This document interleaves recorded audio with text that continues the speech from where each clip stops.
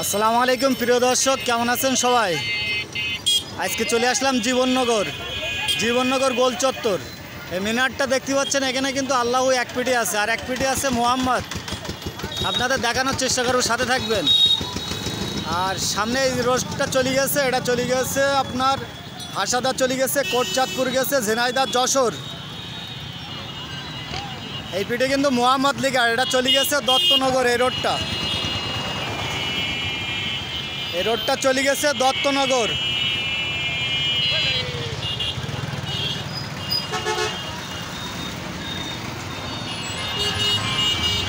আর এটা চলে গেছে চ্যাংখালি বর্ডার।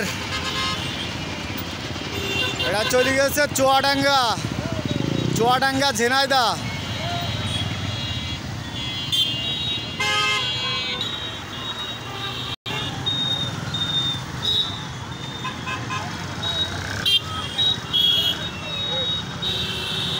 জীবননগর গোল চত্বর দেখতে পাচ্ছেন আপনারা দর্শকবৃন্দ।